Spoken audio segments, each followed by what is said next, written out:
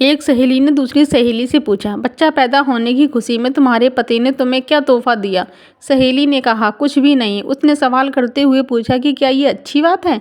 क्या उसकी नज़र में तुम्हारी कोई कीमत नहीं है? लफ्ज़ों का ये जहरीला बम गिराकर वह सहेली दूसरी सहेली को अपनी फिक्र में छोड़कर चलती बनी। थोड़ी देर बाद शाम के वक्त उसका पति घर आया और पत्नी का मुंह लटका हुआ पाया। फिर दोनों में झगड़ा हुआ, एक दूसरे को लानतें भेजी, मारपीट हुई और आखिर पति पत्नी में तलाक हो गया। जानते हैं प्रॉब्लम की शुरुआत कहाँ से हुई? उस फिजूल जुमले से जो उसका हालचाल जानने आई सहेली ने कहा था। विकास जी ने अपने जिगरी दोस्त पवन से पूछा, तुम कहाँ काम करते हो? मनोज जी, फला दुकान में। विकास जी, कितनी तनख्वाह देता है? मालिक, मनोज जी, 18,000। विकास जी, 18,000 रुपये बस? तुम्हारी जिंदगी कैसे कटती है इतने पैसों में? मनोज जी, गहरी सांस खींचते हुए, बस यार क्या बताऊं। मीटिंग खत्म हुई। कुछ दिनों के बाद मनोज जी अब अपने काम से बेरुखा हो गया और तनख्वाह बढ़ाने की डिमांड कर दी, जिसे मालिक ने रद्द कर दिया। पवन ने जॉब छोड़ दी और बेरोजगार हो गया। पहले उसके पास एक काम था, अब काम नहीं रहा। एक साहब ने एक शख्स से कहा जो अपने बेटे से अलग रहता था, तुम्हारा बेटा तुमसे बहुत कम मिलने आता है, क्या उसे तुमसे मोहब्बत नहीं रही?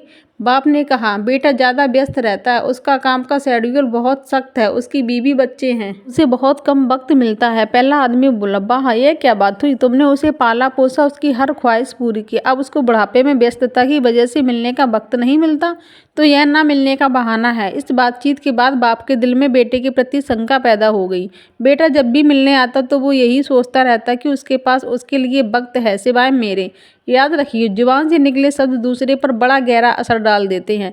बेशक कुछ लोगों की जुबानों से शैतानी बोल निकलते हैं। हमारी रोज़मर्रा की ज़िंदगी में बहुत से सवाल हमें बहुत मासूम लगते हैं, जैसे तुमने यह क्यों नहीं खरीदा? तुम्हारे पास यह क्यों नहीं है? तुम इस शख्स के साथ पूरी ज़िंदगी कैसे चल सकती हो?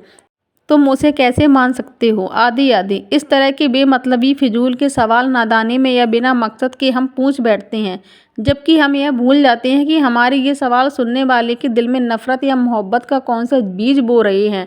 आज के दौर में हमारे इर्द गिर्द समाज या घरों में जो टेंशन टाइट होती जा रही हैं, उनकी जड़ तक जाया जाए तो अक्सर उसके पीछे किसी और का हाथ होता है।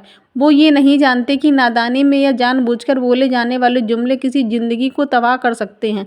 ऐसी हवा फैलाने वाले हम ना बने। आपकी क्या प्रतिक्रिया है? अपने अनमोल विचार कमेंट्स में ज़रूर दीजिएगा।